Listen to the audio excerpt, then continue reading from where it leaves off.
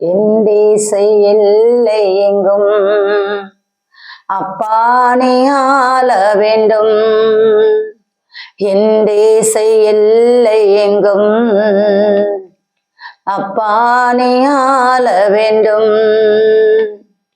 வறுமை எல்லாம் மாறணும், தேசத்தின் வறுமை எல்லாம் மாறணும், வன்முறை எல்லாம் ஒழியணும்.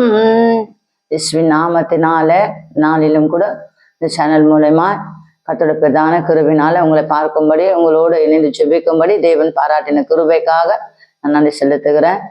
இந்த நாளில என்ன நடந்து கொண்டு கடந்த வீடியோல பார்த்தீங்கன்னா புயலை குறித்து கர்த்தர் உங்களோட பேசியிருப்பார். ஆவியானவர் தீர்க்கதரிசனமாய் உரைத்ததை நாங்கள் சொல்லியிருப்போம் இல்லையா.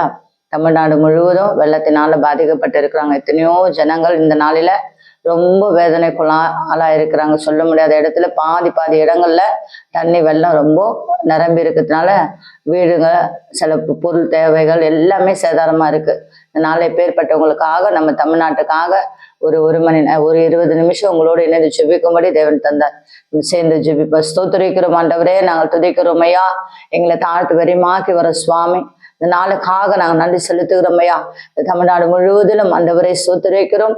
உருவாயிருக்கிற கர்த்தாமை ஸ்தோத்திரிக்கிறோமே. அந்த காற்று அழுத்தத்தை இயேசுவின் வல்லமையுள்ள நாமத்தினால் இந்த வார்த்தை கொண்டு அதட்டின தேவனுடைய வார்த்தை வல்லமை ஆண்டவரா இதனால் நாங்கள் கடிந்து கொள்ளுகிறோம். அப்பாமை ஸ்தோத்திரிக்கிற கர்த்தாவே, முற்றிலுமாய் தேவன் அதை எடுத்து போடும்படிக்கு நாங்கள் ஒப்புட்டு செபிக்கிறோம். கடலோர பகுதியில வசித்து வருகிற ஒவ்வொரு மீனவருக்காக, மக்களுக்காக பாதத்தை நாங்கள் மன்றாடி செபிக்கிறோம் ஐயா.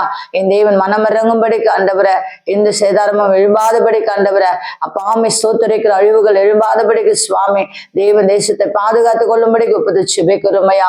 ஆவியான தேவனோட நாமத்தினால இந்த புயலை முற்றிலுமாய் கர்த்தர் கடக்க செய்தமைக்காக கோடி ஸ்தோத்திரங்களை ஏறெடுத்து நாங்கள் செபிக்கிறோம். மக்களை பாதுகாத்துக் கொள்ளும் ஆசீர்வதியா ஆண்டவரை கிருபையினால மூடி மறைத்தமைக்காக நன்றி செலுத்த இயேசுவின் மூலம் ஜெபிக்கிறோம் நல்ல பிதாவே.